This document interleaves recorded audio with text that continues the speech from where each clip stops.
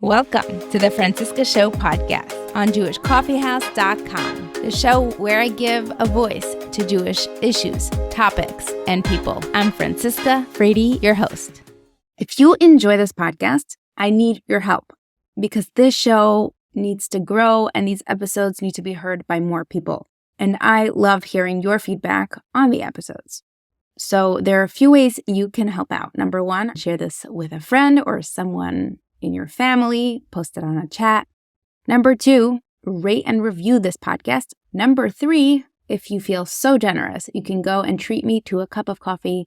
There's a link in the show notes, buymeacoffee.com/Fran. This goes a long way, especially because I don't drink coffee regularly, but you get the gist. Today's episode is special to me. It is our 299th episode, which means that next week is supposed to be the 300th episode, which I will be celebrating over Pesach with some freedom and time off and rest. So you will be getting a replay episode.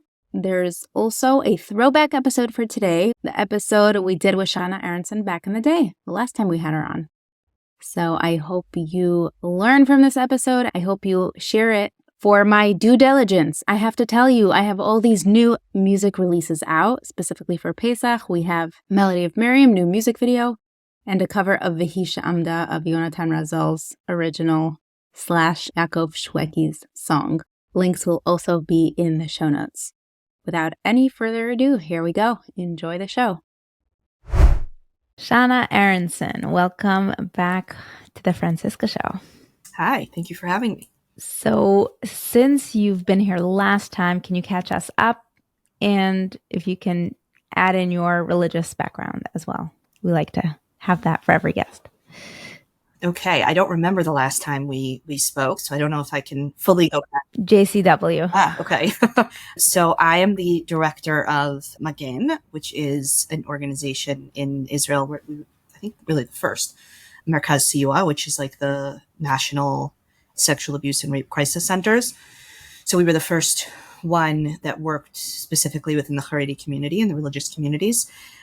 We work obviously with survivors of sexual abuse in a number of different areas. So our first kind of department deals with awareness and education. So we have a lot of different educational programs for parents. We do trainings like for law enforcement, for professionals, as well as like, for example, we created coloring books for Haredi kids, like around the whole subject of personal safety and things like that.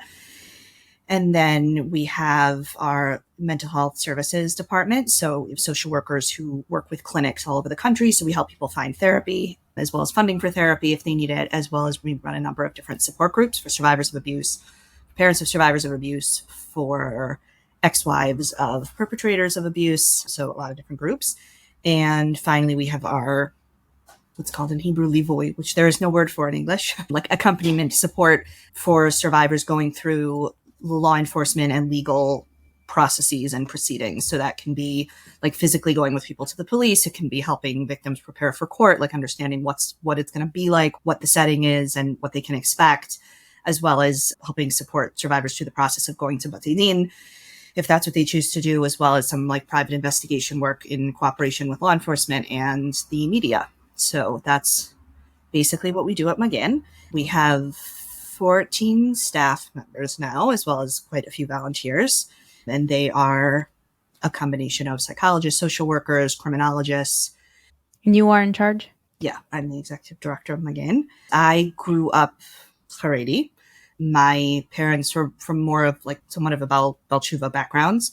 We moved to Israel when I was 12, but then it didn't work out so well for me. Not a great age necessarily to make Aliyah. I went back to America for high school. So I was there, well, for some of high school, I was there for a while in school. And then I started college. Then I came back to Israel, met and married my husband here. And now I am raising 3 children here, which is always, very... Not Haredi or yes Haredi? Yes, Haredi. Not the same kind of Haredi that I grew up, but pretty much still within the community. Are you able to comment on how JCW ended or how it turned into Magen or how you transitioned from one to the other? That's a good question. It's been like so long. So first of all, JCW didn't end when we separated. There was a decision that was made mostly by our board to separate the Israel office. Like at the point that we separated, we were doing a lot of different programs in Israel that weren't going on the American side. And it just like became more and more clear that it made more sense to kind of run the two organizations separately. So the two organizations separated. I mean, Magain was an independent organization, but we were operating like within full cooperation and kind of like as part of the work of JCW. So the work that we were doing pretty much in many ways continued. It was like the same kind of work, but there are a lot of things either that we were already doing here or that we have since started doing here that weren't really part of the JCW model. And then obviously things that we don't do, the JCW did. Most notably, of course, the Wall of Shame. We don't have anything like that here. All the kind of investigation work that we do is working with the media or with law enforcement. We don't have like an internal kind of exposure system for cases of abuse. So it's different, but there are many similarities in terms of like the kinds of services and the kinds of support. And then JCW continued running for a while after that. I recall it being a little juicy or something. They couldn't comment on things. I mean, I think that probably it wasn't much juicier. I know it's going to be very disappointing for everybody.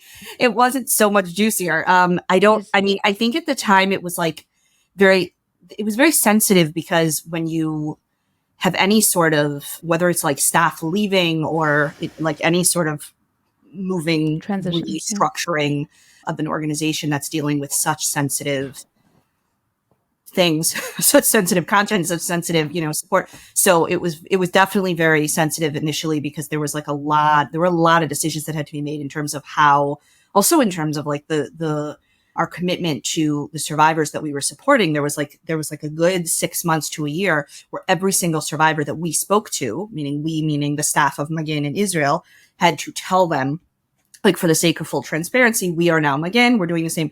Now, honestly, most people don't care. Like when they're so desperate for help, they just want to make sure that they're going to continue getting help. And most people were like, I don't care what you're called. Can you still help me?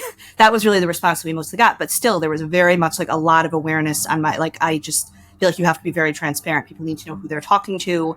I don't want there to ever be a situation where a survivor after the fact is like, I didn't know that you were X or working with Y. And had I known that, I wouldn't have told you this, or I would have told you this. Like people need to be fully informed. So it was definitely very sensitive at the beginning, but not so much because like anything hugely dramatic happened, just because the nature of the work makes it a little bit sensitive and there's a lot to consider. Okay. Can you tell me how many reach outs do you get per week or per month? How many new cases get brought to you? And then how do you decide what to take on and what not to? So we were getting, it's actually it's gone down since the war started, believe it or not, like in terms of the new cases. Sometimes that's surprising to people, but the same thing happened at the beginning of Corona. When people are in like a real survival space mindset, they often will not reach out for support for anything that isn't like their immediate physical needs. Like if you think about Maslow's hierarchy of needs, like when people don't know where they're going to sleep at night or if they're going to have food tomorrow, like they're not thinking about their mental health, or like it sort of gets relegated to not being the top priority. So we have less reach outs now than we did before the war. I would say before the war, we had an average of about 50 new cases a month, as well as about somewhere between 60 to 70 new inquiries a month. The way that we break it down is a case is opened when somebody reaches out and they're looking for some kind of ongoing services, whether that be in the mental health side or in the law enforcement or investigation side. And then an inquiry is when somebody reaches out and it's like either a one-time or like a couple-time conversation. They want advice about how to open up a conversation with their kids or how to have a conversation with their, the staff in their kids' school, like something that's more of a 1 or 2 time conversations for like advice and guidance, and not so much ongoing services. So yeah, so it was about 50 new cases a month and about 60 to 70 new inquiries a month. Now it's more like somewhere between 30 to 40 new cases a month and still close to about 60 inquiries a month, somewhere around there. And what we anticipate is going to happen, and we're already seeing it slowly rise, is that as catch up more and more. Yeah. During Corona, we had like after the first, I don't know if it was 6 months, 9 months, absolute explosion, like drowning in cases. Also, there was the Walder case broke during that period as well. And that was yeah, very intense. There were a few weeks where I worked in a way that was like not like we were doing intakes like 24/7, like literally 24/7. We were on the phone and everyone was doing intakes. No one was even doing any work. We were just doing intakes and we were just telling everybody it's going to take a while for us to get back to you, like with ongoing kind of stuff. So if there's anything that's emergent, like please get back in touch with us. Obviously we'll deal with that right away. But for the most part, it was like literally just intake, like around the clock for weeks and weeks and weeks, to the point that like I usually have a pretty good memory when it comes to like the basics. And I would, in like the months afterwards, when I was going back and actually going through the intakes to reach back out to people to follow up, there were conversations where like, I know they were my conversations. It's my notes. It's my voice. This conversation happened. No, I have none, zero. It was just this. Yeah, it was a pretty intense time. I wanted to bring up a few topics today. The first one being enablers, and then an adjacent topic of enabling enablers. Mm-hmm. It has come up. So I'd like to hear if you have any examples or cases you've worked with where that was a big component of the case. And then I'll bring up a case. Sure. I think that when it comes to people that enable abuse or enable abusers, there's, I don't know, I guess you could maybe break it down into like two different categories, probably more, but two different, basic categories. There's like the active enablers who are like actively allowing abuse, meaning they know abuse is happening and they are actively intervening in some way to either get the victim to not stop the abuse, like not take action, or actively facilitating the abuse in some way. And then there's passive enablers that just don't want to get involved. I just don't want to get involved. They just don't want to, it's not my business. It's not my this. I don't have the authority. Who am I? I don't know. Both are very problematic, but obviously they're problematic in different ways. I think that a big part of our work, as far as wanting to make sort of working towards systemic change in the Haredi community, has been dealing with the active enablers, like going after them. So whether that be lawsuits, which obviously lawsuits when it comes to survivors suing not just their abusers, but the institutions that enabled the abuse or others that enabled the abuse. Sometimes people like look at that as almost like it's like a dirty word, like, oh, you're just after the money, or you're after the. No, that's not even what it's about. Like, first of all, Magiello, if a victim wants to sue and get monetary compensation, like they should get some kind of compensation. If that's what the law allows for, then they deserve that. But honestly, 9 times out of 10, survivors are just like, I just want this addressed. I just want this validated. I want it to be clear that this happened. I want these people to not be able to do this again. I want them, even if they're not going to stop this kind of behavior because they care, they should stop it just because they care. Like we can all agree that really people should not be enabling abuse because it's horrible and abhorrent and horrific and terrible and destroys lives and souls and everything. Like we all, I hope, can agree on that.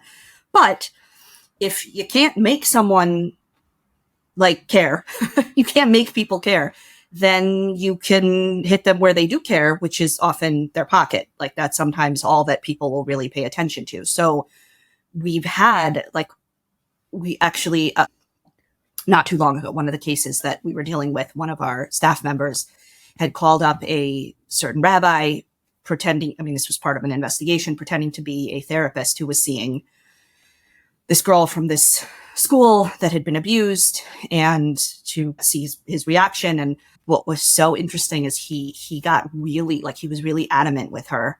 And he said, you can't tell her.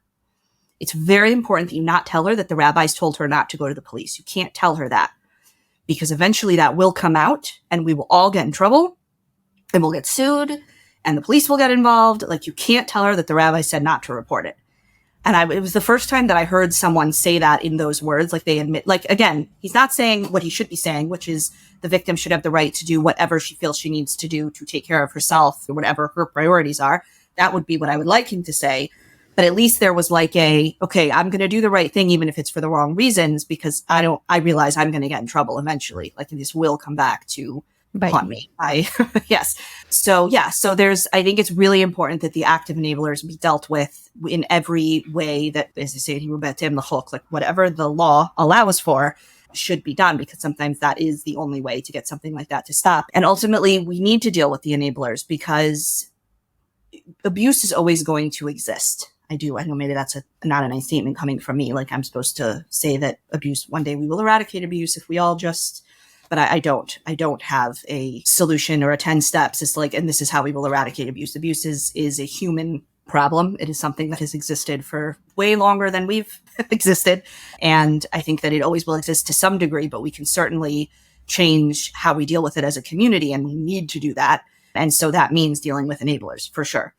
As far as the passive enablers, that always gets much more tricky. First of all, because there's generally less legal, like just in purely legal terms, there's usually less that can be done for someone who just doesn't want to get involved, unless that not wanting to get involved involves something like failure to report if they're a mandated reporter or something like that.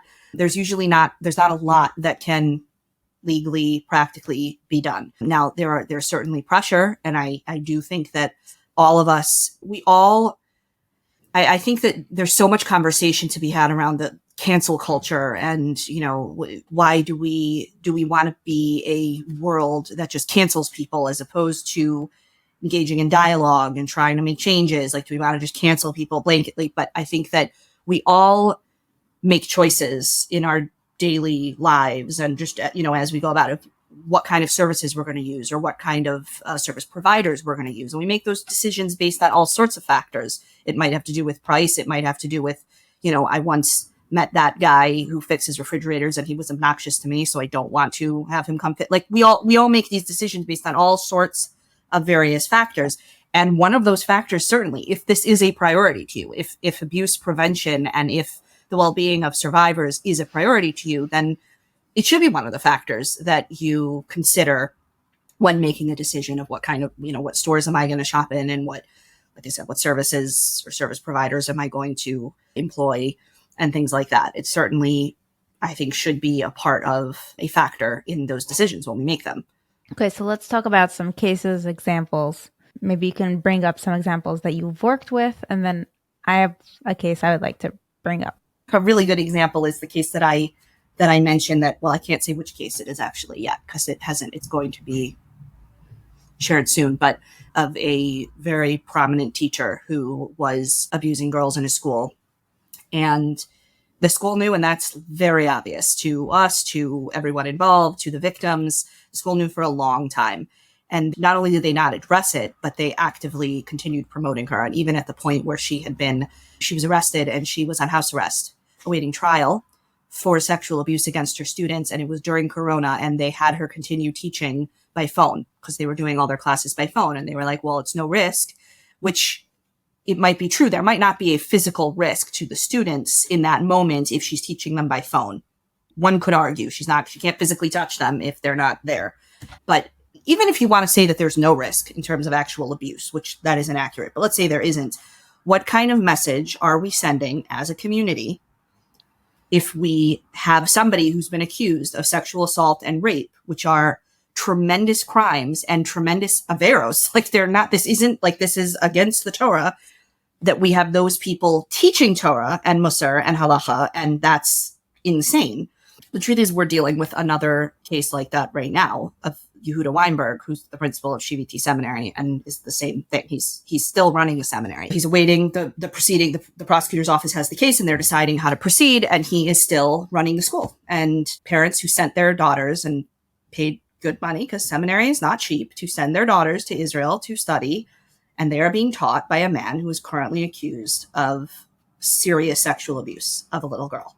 And that's insane to me. Like, how are parents not screaming and yelling and losing their minds? Like, I sent my daughter to Israel to learn with someone who's like, no, this is not acceptable. And even if he's no risk, the courts basically ruled that he can teach as long as there's at least 15 girls in the classroom. That was their safety rules. But that's the court. The court has to rule on very black and white. Where is the community? Where, like, all of the people who are allowing this to happen? It is a crazy thing. And it's really, like, it's absolutely time for all of us to stand up and be like, no, this is insane and it's not acceptable. And it's up to us to do that, because we know that systems don't change themselves. They get changed when people make enough noise. Yeah. And I'm listening and I'm hearing these cases for the first time. Where do I stay up to date so I can participate in sharing this information? Instagram? Some on Instagram, some on Facebook, some is in the media. I mean, for us, like we have our own social media for, for our cases. I think it's hard because for better or worse, we live in such a global world and community now that there's like cases in one country that very much affect things that are happening somewhere else, even though they don't really have anything to do with you directly. And I definitely hear that sometimes. Like I get contacted about cases in other countries and I'm like, I have very little to do. If there's anything I can do, I will try, but still it all affects each other and we all affect each other. And we need to be very conscious of the fact that we're affecting each other for the good and not for the bad. Social media is certainly good and the mainstream media is good. It's hard because it's gotten more and more difficult. Certainly, I know in the US, it's very difficult to find Jewish media outlets that will cover stories of sexual abuse. They really almost never will. Why? Call out to any journalists or media outlets that might be listening. Please start covering these stories. Really important. It's really important. It's one of the major tools that we have in our toolbox to deal with these kinds of situations is the public exposure. That is often the way to get the word out there. I mean, we're on Facebook. We have two different platforms on Facebook. One is for our like organizational stuff. And then we have a whole platform called Lo Tishtok, which is really just the platform for survivors' voices, amplifying survivors' voices from the Haredi community, like sharing their stories and their messages, which is really important. And then we're on Instagram too. Okay, so I'll bring up this case. It's related to the music industry. And there are several questions that come to mind for me. So you mentioned cancel culture and how do we cancel? Who do we cancel? Do we cancel? How far would it go with enablers? So this case is public and it's Aaron Tadelbaum, who is active in the music industry. There have been videos that surfaced 2 years ago, a victim calling Aaron up and having him confess to doing things, but to someone else. There was another name mentioned on it. And then there were several journalists / influencers who covered the case, didn't mention his name, but it went nowhere. He's still around. There are people who still work with him, people who still hire him. When I was speaking to you before this episode, you said it's not illegal to be a creep. I think those were your words. Yeah, sometimes I wish it was. And I invited you to this conversation because I want to know what can be done, what can we expect of people, and how does this enabling of enablers, how far does this go? That's so many questions. I might need you to ask me a few times so I can say I'm thinking of so many things. So first of all, as far as that particular case of Teitelbaum, so I was never personally involved in that case, so I can only speak to it sort of in general, but I am familiar. I'm familiar with the recording, and I can definitely say that it is authentic. And it's really disappointing. I will start by saying that. It is really, really disappointing when people who we the truth is, even whether or not we respect people, but like just the fact that somebody is a public figure and doesn't draw a hard line with things like this, it is very disappointing. I will just put that out there. To me, it's always disappointing and sad because there's like an opportunity there. And yeah. So I think that from what I've heard, that some of the reason that people have pushed back or have been unwilling to take active steps in dealing with him is because, the allegations that were referred to in that recording are from many years ago.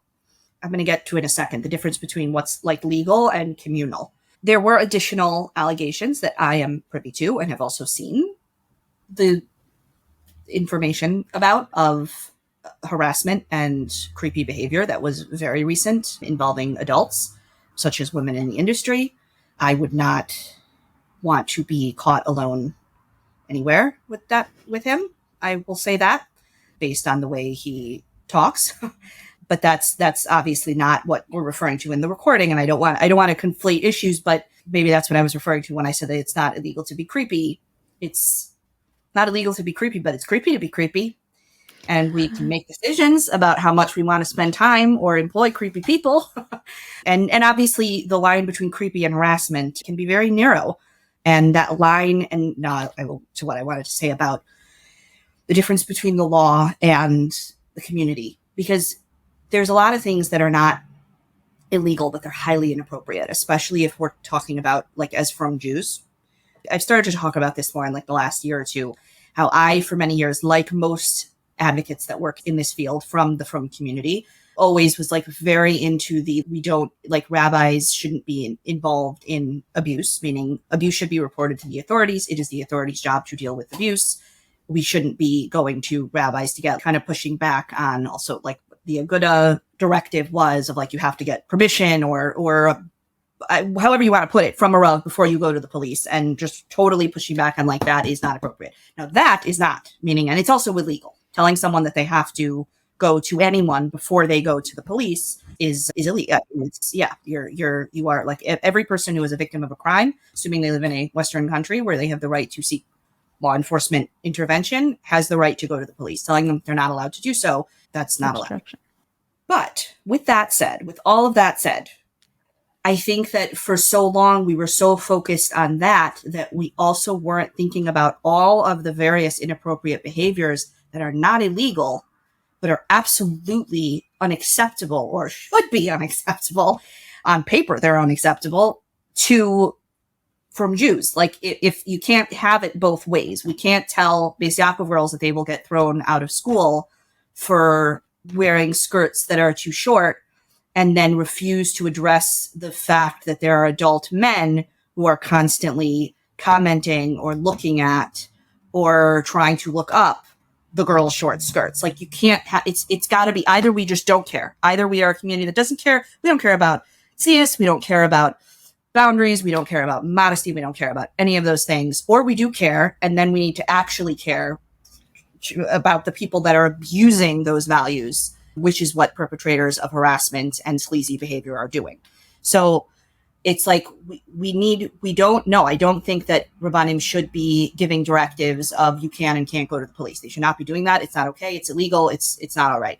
But we absolutely need Rabbanim in various roles within this space in dealing with these issues, because there are so many cases where there isn't anything for law enforcement to do.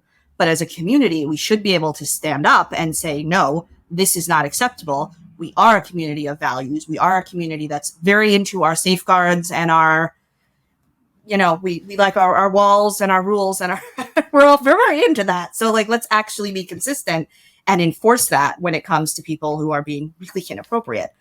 So yeah, I think that when it comes to enablers, that's really more where again, I'm not talking about active enablers. Like I said at the beginning, there are often laws being broken in those cases, and there are active steps that can be taken and should be taken, because it's the only way it's going to stop.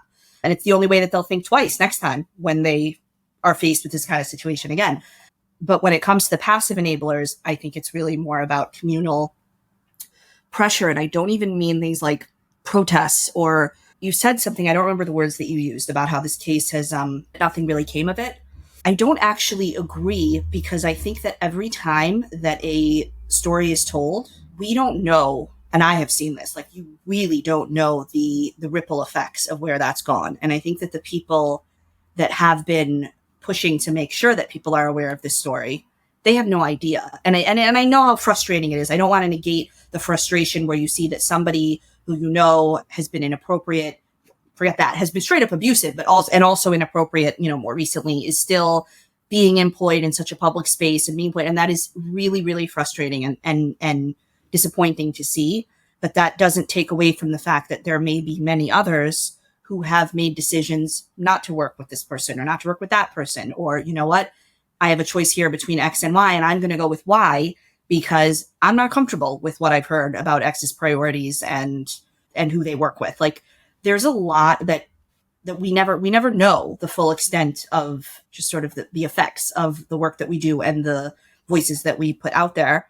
I remember once I was having lunch it was a long story. I was with family friends, and we were at someone's house for Shabbos lunch, and the husband mentioned to me, I didn't even realize who he was a victim of abuse, of very severe abuse as a child. And his story had been told years ago anonymously at an event that I was hosting. I hadn't realized it was him, he told me this, and I almost fell off my chair.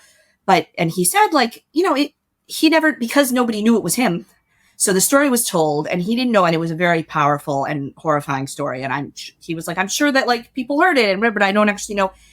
Now, usually when something like that happens, I can't say, oh, yes, it absolutely made an impact in X, Y, and Z ways. Like, that particular story, I remember that after that event, a survivor reached out to me and she said that she had been abused as a teenager. And because of that story, she decided to track down her abuser. And she did. And she found him. And he was teaching at a different school. He had been thrown out of the school, last school. He had gone school to school, camp to camp, and he was at a different school. And because of this, she decided to call the school. And the school took it seriously. And she was interviewed by their lawyer. And he was fired. He was forced to leave education. Unfortunately, it was past the statute, so there was nothing that could be done criminally. She did file civil litigation, whatever that did what it had to do. But yeah, she actually tracked down her abuser and stopped him from working with children because of this story. So I was able to tell this guy, actually, there was this case and this is what happened because of your story. And he was shocked and so happy. But usually we don't know. That's rare that we actually have a specific example to give. But there are so many repercussions and effects. And I think that no one should ever discount the power of their voice, whether they're a survivor or an ally of survivors. It's important to keep using that voice, even if there isn't anything legally to do, or even if on a communal level, there isn't something that can officially be done. There's always what to be done. And we have to always use those. We have that power and we need to just keep using it and little by little making that change. I'm in a position potentially, okay, for example, there are people who work with him or associate themselves with him. They don't like him, whatever. If I collaborate with those people who, as they said, they're not friends with them, they happen to be working at the same event or whatever it is, or they're working for someone, right. And I'm referring to a different case. Should I be not collaborating with those people, whether it's coming onto my podcast or having any musical collaborations in the future? How far does this enablers go in the chain? And doing this episode is my way of trying to intervene and publicize and bring more awareness to the story. I think that in general, that's it's such a hard question because, like I said, I think that it's much easier to make hard and fast rules when it comes to the active enablers than it is with the passive enablers, because it's so, like you said, how far does it go? It becomes extremely difficult to figure out, okay, well, how much could they do? What are they not doing that they should be doing? Or what are they doing that they shouldn't be doing? When it gets the further removed it gets from the actual abuse itself, the harder it becomes. So I've had situations, very awkward situations, where I have been at events, forget enablers, where I've been at events and actually realized that I was sitting at a table or was somewhere near an actual perpetrator. Now, depending on the nature of the case, if it's not public and if I'm not allowed to make it public, I am sitting there dying because I don't know, first of all, God forbid someone should take a picture of me in this person. And then somehow this becomes there's some sort of cheskat kashrut that I'm giving this person because I'm sitting next to them. I'm I need to get out of this. I have left events because I was there and there was an abuser there that I knew was an abuser, but nobody else knew was an abuser. And I couldn't tell anyone that they were an abuser. And I was afraid to first of all, I'm deeply uncomfortable being in this person's presence, obviously. But even if I could put that aside for the sake of I can't tip this person off that I know, I can't say, I don't want anyone to see me with this person and think that they're safe or think that somehow this is a reflection, or afterwards when they find out, to think, how could she have spoken to that person? There's so many, anyways. Yeah. It's and why can't you share the information? Is it because the client requests the client's not ready yet? Yeah. The client's not ready. A lot of times survivors contact us. They're not ready to do anything with it yet. They're not ready for anyone to know. They certainly don't want the perpetrator to know that they've shared it with anyone. So if I start making a scene or do it, then they're gonna know that somehow this is, I've had that happen and I'm playing dumb, and it's very, very difficult of a position to be in. But I don't whatever, it's fine. I can get over that. It's not that big a deal. But on a community level, we always have, and I feel like this for any rabbi or for any, for me, I'm in the position that I'm in. So it's a specific kind of issue with me being seen as, but for any person who's in a public space to be collaborating with someone who's not a safe person or is a morally just highly questionable person or anything like that is really, really, it's really difficult. It's really upsetting. It sends a message. So I think that when it comes to the active enablers, it's easier to have a very clear line of not working with someone who's actively enabling abuse. When it comes to the passive enablers, I think it ends up becoming so much like a case by case basis of how close, meaning what are we talking about by enabling? Were they just at the same event with someone? Like is every person who's at an event are they obligated to not be at the event? Are they working directly with the person? Are they working indirectly with the person? Are they just in the same physical space as the person? I have been invited to speak on panels with people who I knew were really problematic.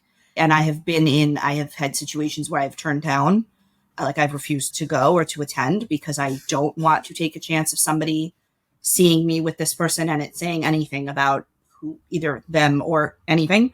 In some situations, if it was the same event but not on the same panel, so I will agree if I can be like really stay far away and I don't feel like my presence is going to be any kind of reflection on them or vice versa. There's always a balance of like, is the good that I'm doing, like if I'm here sending a positive message, can I help negate any of the negativity of whatever this person is going to be saying? I mean, obviously I'm talking about speaking here, but yeah, that can be very, very tricky. And I think that in every situation, like, I mean, I have the people that I look to for advice of like, how do I handle this particular, like in each particular case? And I think that it's something that ends up needing to be, but I do think that it's always a good, if possible, it's always a good opportunity. Like if you do have the opportunity, it's always good to ask those questions. That's a conversation worth having. And I think that it can also be educational for the community to hear like, okay, this maybe wasn't the right, maybe I made the wrong decision here. Maybe I made the right decision here. Maybe these are the factors, but I acknowledge that this is complicated and potentially hurtful. I think that those conversations could be positive. Like if we're talking about cancel culture and what the people who are against cancel culture promote of like, let's have dialogue and actually try to teach or learn or to, kind of impart wisdom onto others as opposed to just cutting them off. So yeah, if you have an opportunity to do that, then that could be really, really positive.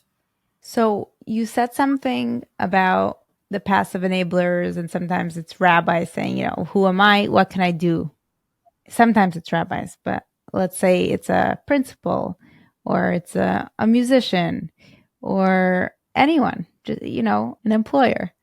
So employers, there's always things that do need to be taken into account. Like if I found out that my employer was abusive, so I would want to leave. I would very much want to leave. Like no one would have to tell me that I should want to leave. I would just want to leave. I meant the reverse, but keep talking.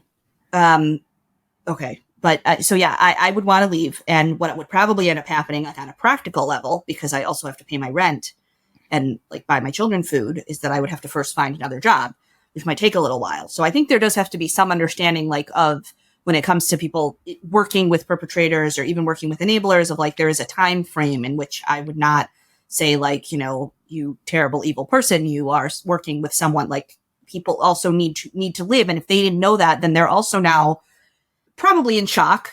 Probably this isn't something that they saw coming and now will need to make their own, get away, extract themselves from the situation. So of course there's that. Employers can be tricky. But yeah, I don't think like to me, it's just also like a given that nobody would want to work with someone that they know is not safe or that they know is like has done evil things. Like why would you want to work with someone? Somehow, when it's something in the past, like 20 years ago, somehow people are more forgiving.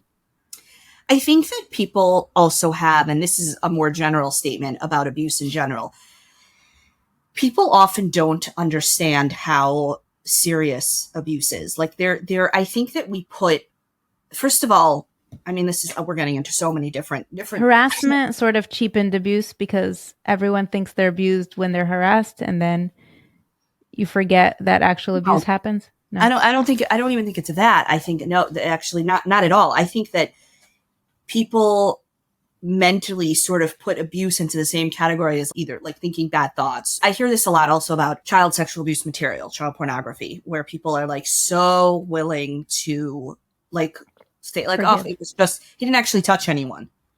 I once, for a case that I was working on, I once had to read a detailed summary of the child pornography that had been found on a perpetrator, a guy who was making Aliyah on his computer. Like it was an FBI, like from the federal court. And I don't think I've ever, and I've read and seen and heard some really horrifying things in my life. And I don't think I've ever been as sick, as physically ill as I was after reading that document. People do not understand how depraved sexual abuse can be. Even the minor sexual abuse, the molestation, the acts of what are going on. And the fact that we're not just talking about somebody who like saw something for a minute. We're talking about people who are looking at materials or doing these things to achieve sexual gratification. That says something about a person who's capable of seeing that kind of image or experiencing that kind of experience. And is instead of their reaction being, oh my God, I think I'm going to throw up, is actually a sexual response, that something's deeply wrong. Like there's something deeply, deeply wrong there. And people don't allow themselves. Now I understand why people don't allow themselves to think about that in detail, because it's horrifying. And because we would never sleep at night. I would never sleep at night. We try to think about it in sort of clinical terms because we hear sexual abuse or sexual abuse. No, it's not just a word. It's horrifying acts that have destroyed someone's like mental well-being in such deep ways. So it was 20 years ago. Like that's not meaning that, but it's horrific. Like 20 years is not, it's not like I was 17 and I stole from a drugstore. Like, okay, that's, you can go back to the drugstore and you can pay them back. And we all do stupid things when we're teenagers. That's not what sexual abuse is. That's not. And I think that people have their own, like, first of all, there's a cognitive dissonance where we don't want to believe or want to consider certain things. And then I think also, especially, and I see this so much in the frum community, and I see it a lot from men, because there is so much conversation and focus around, the negative sexual thoughts and the evil sexual thoughts, which is really all sexual thoughts. And because we put all that into that category, and then sexual abuse gets kind of shoved in there as well. So it's like all the same thing. So they're just thinking, okay, well, I also had Yetzaharas and Taivas when I was a teenager. And I also maybe looked at things that I shouldn't have looked at. And I,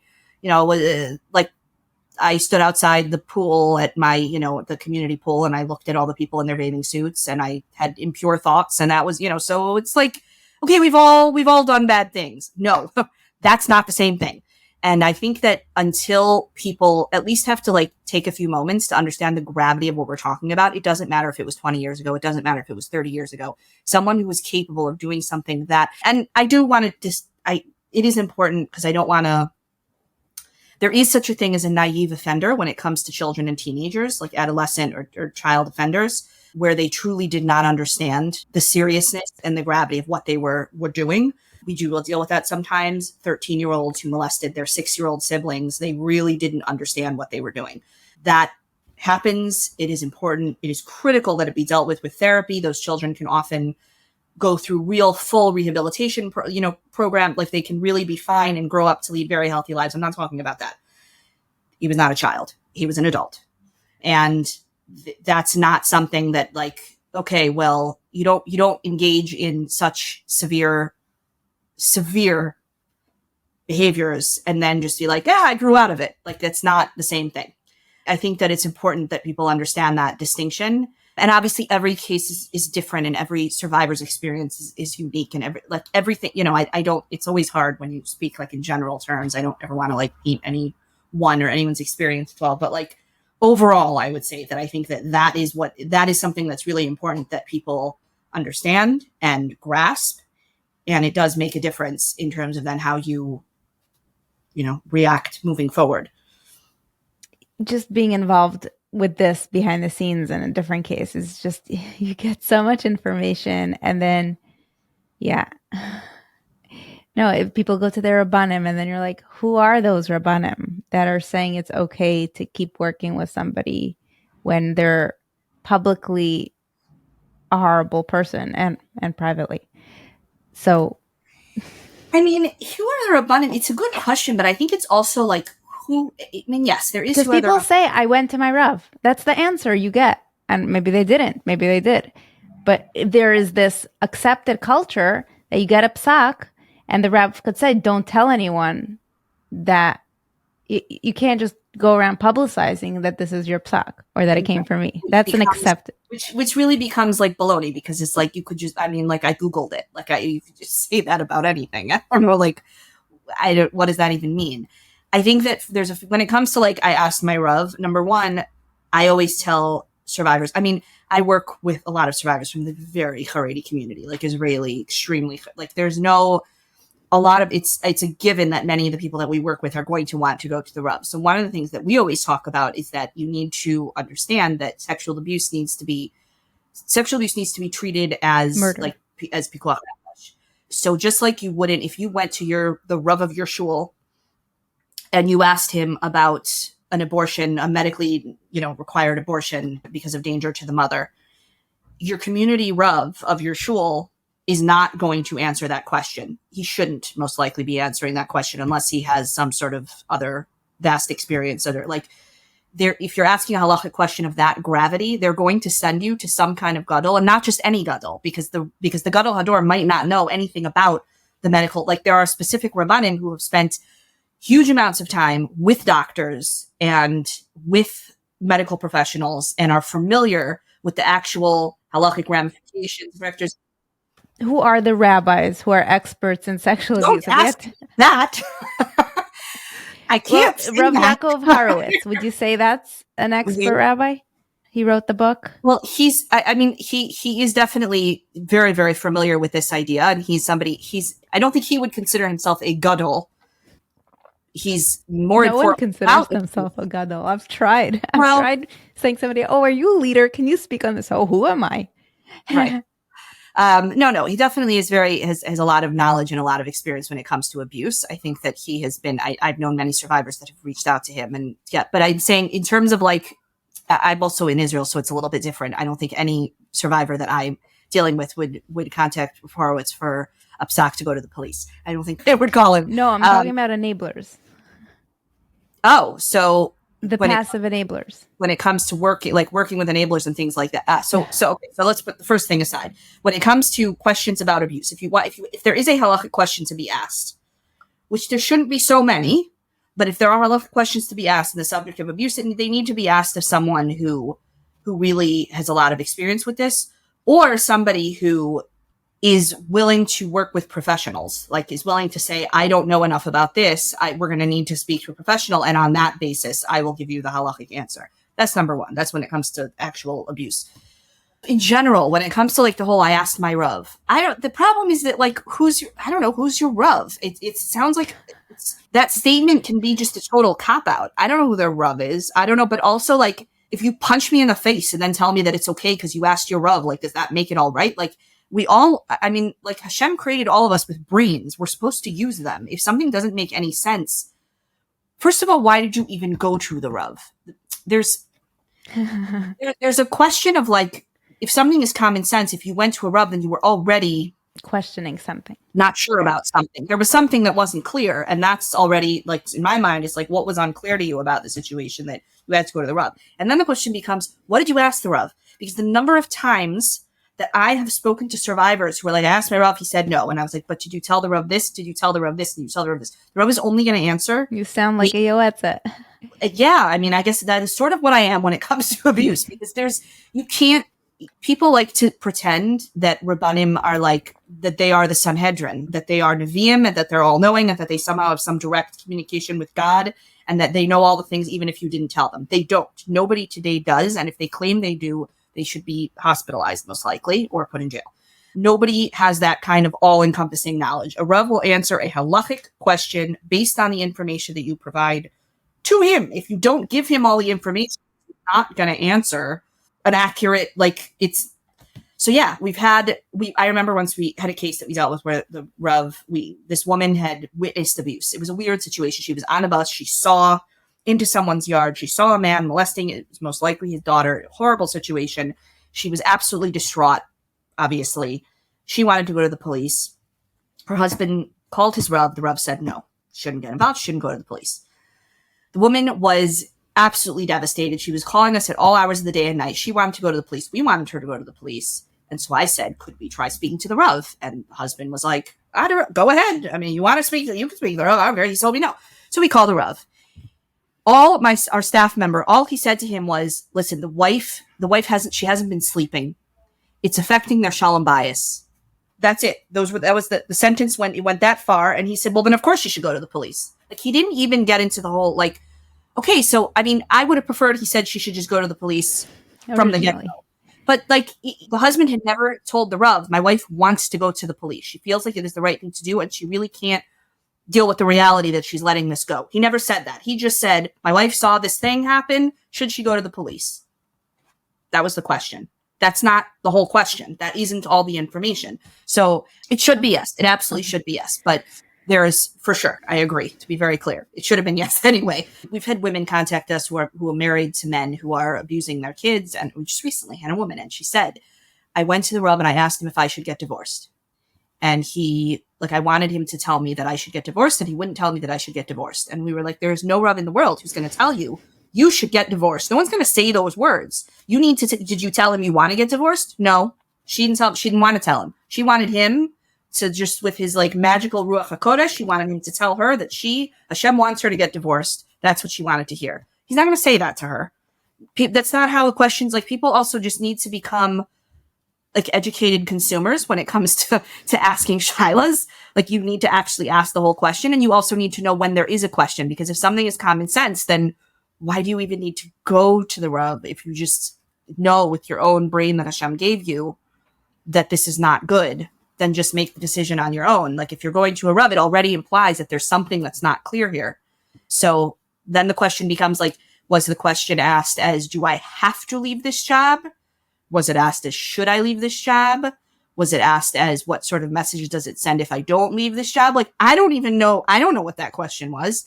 And those answers are all going to be different. Thanks to this episode now, this information is public. Now, everyone who has listened to this episode, without you choosing to opt into this, you are now participating in spreading the information and making sure you make an educated choice when you hire your next performer, musician, whatever it is. I'm just saying these two jobs because that relates to the specific case. But we need to be more proactive as a community, because every individual person is going to make a difference, because there's no leadership, quote unquote, that's going to take care of it for us. It has to be grassroots. 100%. And we make that decision every single day. We vote with our feet, we vote with our money, we vote with our hands, we vote with the decisions we make. And I think that also it's important to keep it, to realize that in the frum community, it's become so, we're a little elitist. Sometimes we can be very classist. Sometimes we can be. And there's a lot of, if you're lucky enough to get your kid accepted into that school, then how dare you start asking questions about their safety policies? We need to stop thinking like that. Our children are diamonds and treasures that were given to us by God. They are gifts, and we are supposed to protect them. The second we start seeing the institutions, whatever those institutions are, as being like more important than our children, no, you have the right to ask not only have the right, you have the obligation to ask all those questions and to push back. I'm not saying you need to be the loudest, biggest troublemaker every single time. That's obvious. Like, it's a lot of responsibility to put on each individual parent there, but every parent has a voice. Every person has a voice, and we should all use our voices and little by little make those differences. What is a win in your space, and how do you celebrate your wins? That is a great question. That might be the best question anyone has ever asked me. Oh, go ahead. Because it's really so individual. And I would say that it's an active job or task to remind ourselves how individual it is. Because it's very easy sometimes, like there are certain things that we just by definition sort of work on for so long. A conviction, in court of somebody who has wreaked such havoc on so many lives for so many years. And until we finally get it to the point, the survivor is ready. And until we get to, but first of all, that's not really our win. It's not really us. That's the survivor and the law and the system of law enforcement. The fact that we pushed and made sure that all the pieces aligned, we share in that, but that's not our success. To us, really, the success is always when a survivor feels like they've succeeded. So it can be something in court. It can be a conviction. It can be an arrest. Those moments can definitely be very emotional. Just that feeling of like, after so much work, that the streets are a little bit safer. also survivors who have make like significant sort of headway in therapy. We get some very emotional, like really, really touching feedback and thank you sometimes of survivors that we like helped get into therapy or helped connect to different resources. And then after months or years, they have some sort of significant breakthrough in their lives as a result of that treatment. So we recently had a woman who suffered from infertility as a result of trauma. Like it was really a psychosomatic, and her doctors for years had told her that there was no physical cause to the infertility. She was in therapy, really intensive trauma therapy that we helped her get into for almost 2 years. And she just recently sent us a message that she's expecting. That was like a huge, just really emotional and meaningful. And then, yeah, there's some that like I've been to high school graduations of survivors who I didn't know if they were going to make it another day at certain points in their adolescence. Like really, I remember being at a high school graduation with a mother, and she looked at me and she said, "Remember when I used to call you every day because I didn't know if he was going to wake up the next morning?" And he is doing so well. And it's just so like, it's so unbelievable. So yeah, every time there's a wedding or a graduation, whether it be college, high school, like just a milestone that somebody feels like they've managed to achieve because of the work that we've helped them to do, those are the successes. And it's And really do you celebrate? unbelievable. How do we celebrate? Not enough. I'll be very honest. We do not celebrate enough. There's very much, and we always joke about this, but to be fair, I don't think this makes it any better. If anything, it's worse. We also don't grieve enough of the bad. Like I'm just saying, I'm saying this out loud because it's also important. Like I always have to remind myself, I do a lot of this, like, yes, very sad, like moving on because we hear such horrible things and then we have to move on to the next thing right away. So there isn't enough time given to really fully process like both the grief and also the celebration when it happens.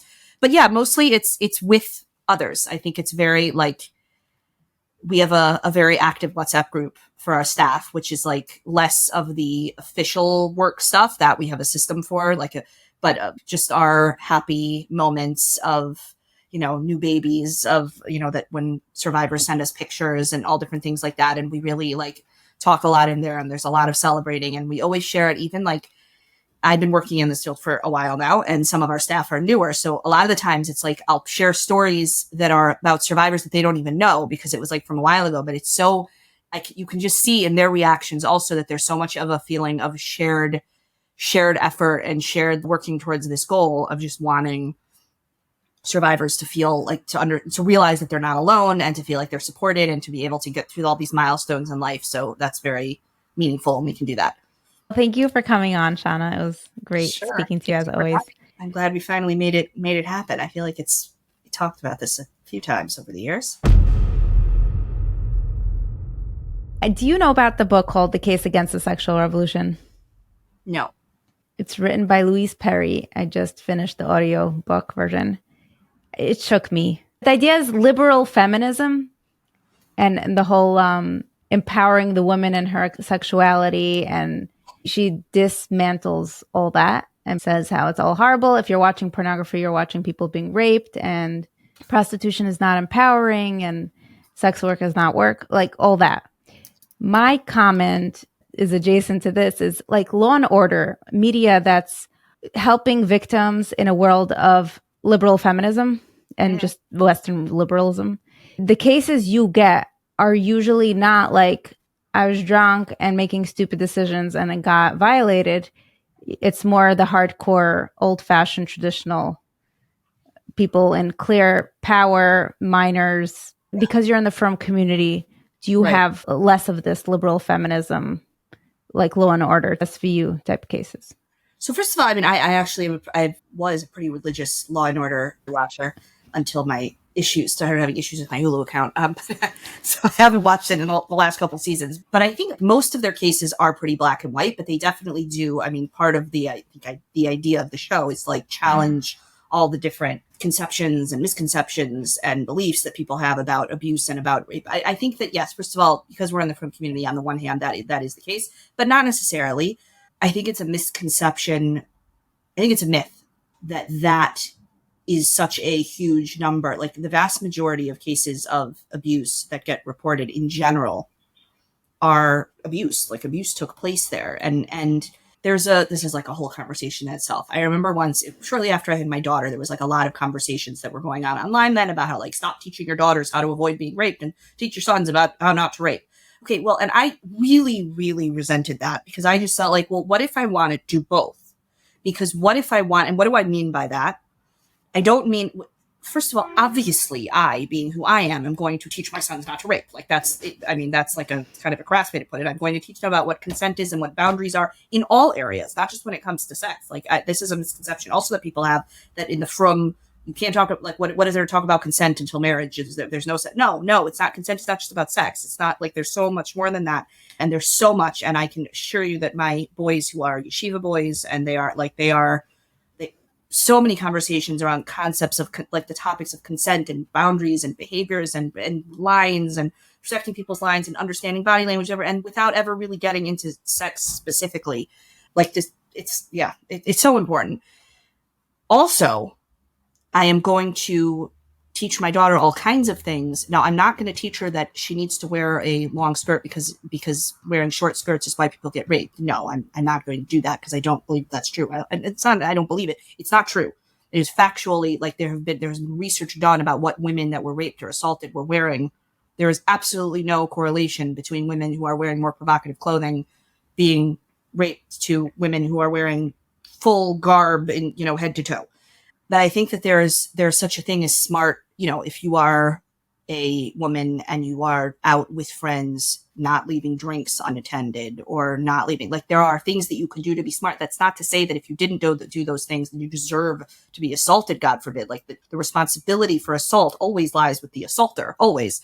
But because I want to protect my daughter, and I'm not willing to rely on the fact that all the mothers of the world have suddenly united and decided to tell their sons not to rape. I'm not going to rely on that. And I'm not going to sacrifice my daughter on the altar of liberal feminism by saying, no, you don't have to do anything. Don't do anything. Everyone is the world's obligation to protect you. They're not going to protect her. So I will tell her anything that I can tell her just to help her protect herself, but not because it's her responsibility when something happens, because there are smart practices of just the things that you do, unfortunately, because the world is what it is. So maybe I'm a bad feminist. I don't know. I'm just a very pragmatic person. So well, that book, it shoots down the whole liberal feminism thing. It's basically saying the people who rape, telling them not to rape is not going to stop them. So, well, I don't think it's about telling people that are raped not to rape. I think it's about telling the people. I had a case.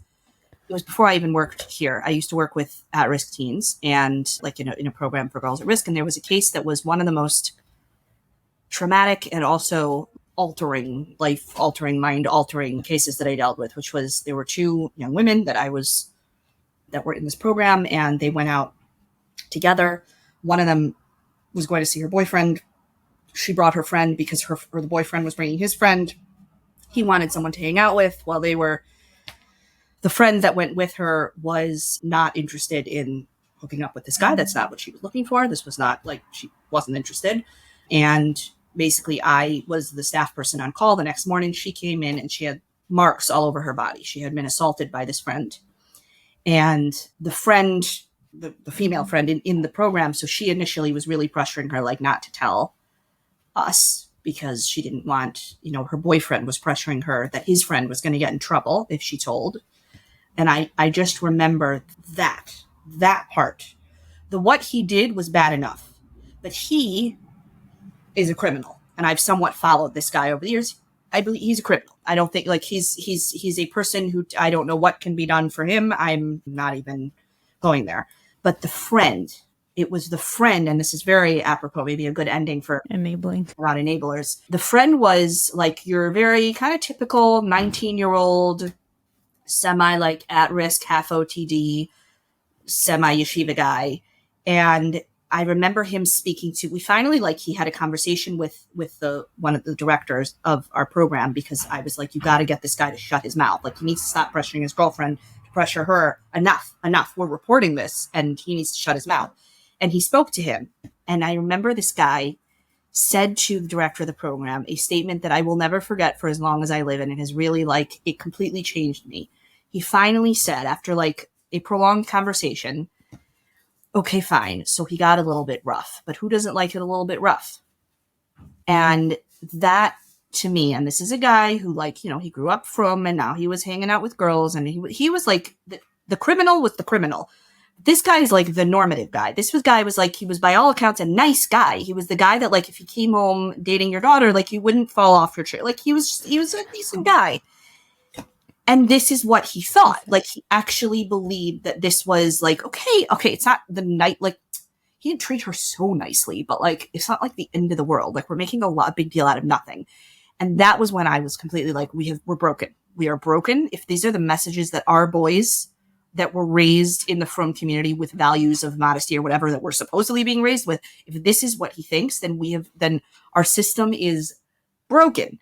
And that like, it shaped a lot of like, that's not true. There was no, like, there is such a thing as consent and there is such a thing as enthusiastic consent. And people do need to understand. Now, I do think it has been a mistake that it's not a mistake. I don't want to say this wrong.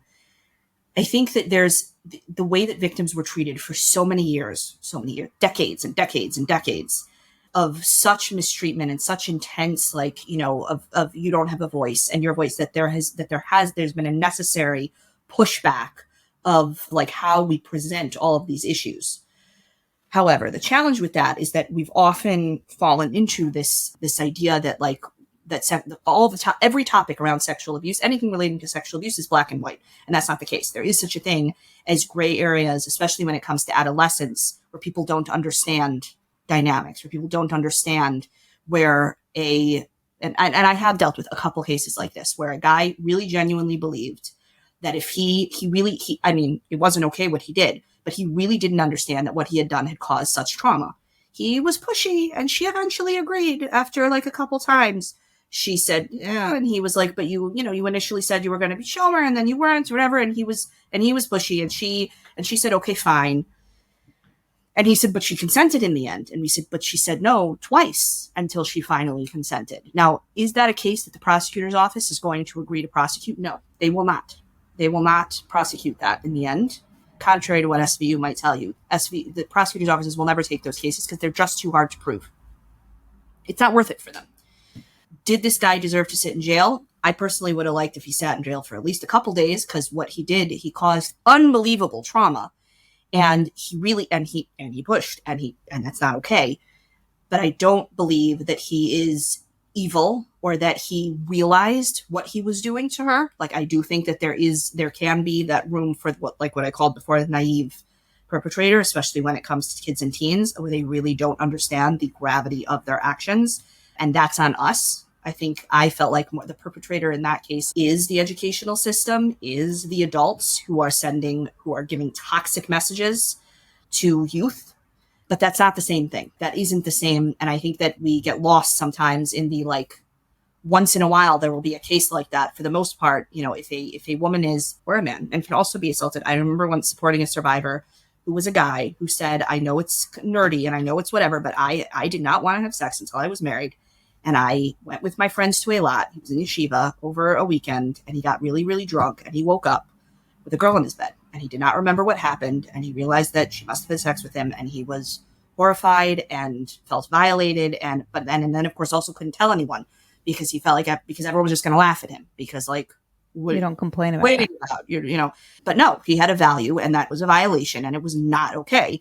And he deserved to have support. And it was really devastating that there was like no one he could tell because no one would take him seriously. Yeah, that can happen. And it does happen. And it needs to be like, that's not okay. People need to know that is assault. Like, people need to be fully consenting.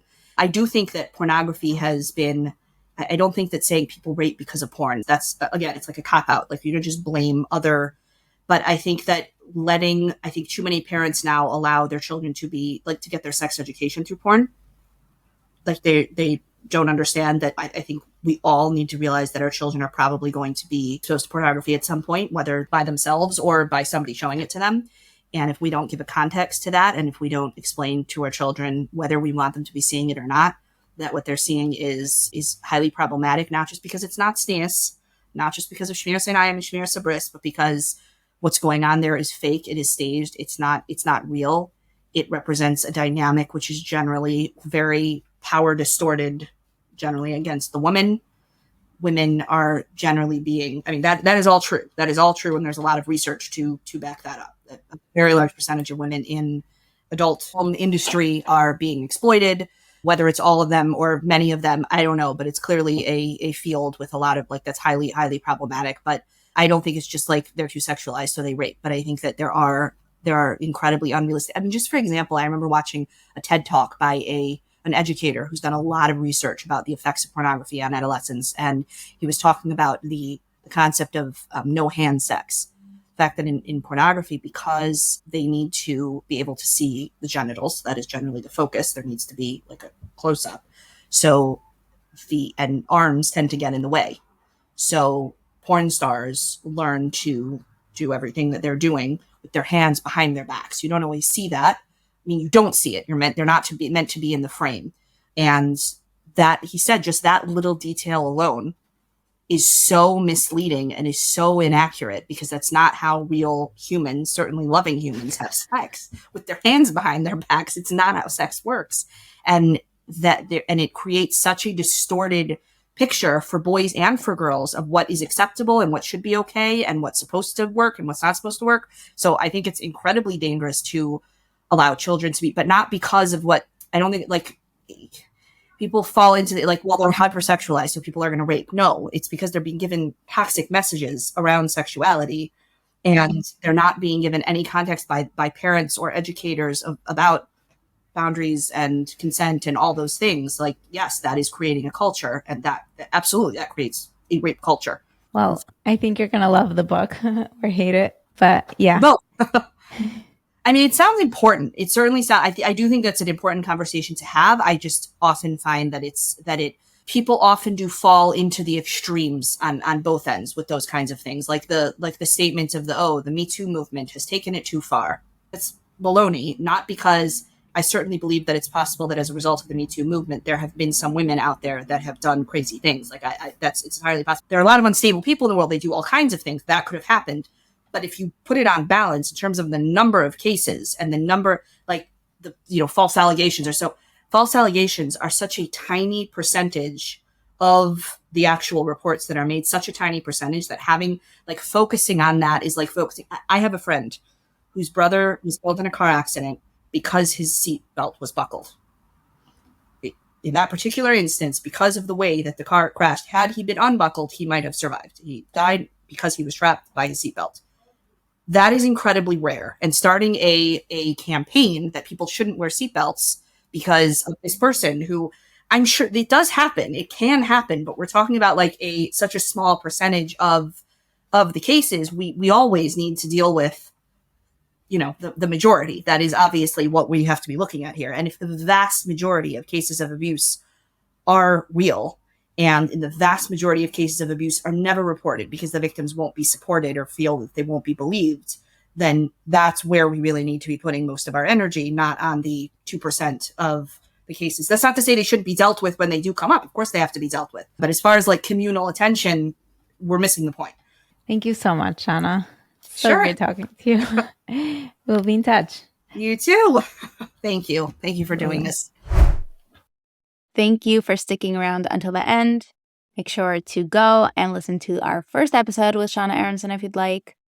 Please rate and review this podcast. Share this podcast with a friend. Consider buying me a cup of coffee or sending me a nice message. This is a big deal. We're hitting 300 episodes next week. I hope you have a beautiful Pesach, Chag Kasher V'Sameach. May we find the freedom, bring our hostages and soldiers back home, be safe, and check out those new music releases. Links in the show notes, and Kol Isha. Thanks for your love. Diante.